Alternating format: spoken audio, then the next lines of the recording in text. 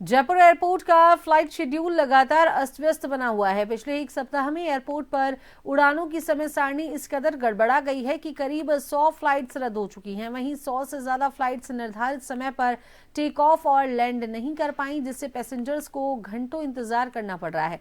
दरअसल पिछले एक सप्ताह से जयपुर एयरपोर्ट से संचालित होने वाली कई एयरलाइंस ने अपनी फ्लाइट को संचालन कारणों, तकनीकी दिक्कतों और क्रू की कमी का हवाला देते हुए कई उड़ानें रद्द की हैं। इनमें से भी सबसे ज्यादा फ्लाइट इंडिगो एयरलाइंस की रद्द हुई हैं। सुबह और देर रात के शेड्यूल पर इसका असर सबसे ज्यादा देखने को मिला, जहां पैसेंजर्स को एयरपोर्ट पहुंचने के बाद ही रद्द होने की जानकारी मिली। अचानक फ्लाइट रद्द होने से यात्री न केवल परेशान हुए, बल्कि उन्हें अपने ट्रैवल प्लान भी बदलने पड़े। एयरलाइन सूत्रों के मुताबिक जयपुर एयरपोर्ट से संचालित फ्लाइट्स 30 मिनट से लेकर 5 घंटे तक लेट रहीं। दिल्ली, मुंबई और बेंगलुरु रूट पर देरी का असर सबसे ज्यादा रहा है।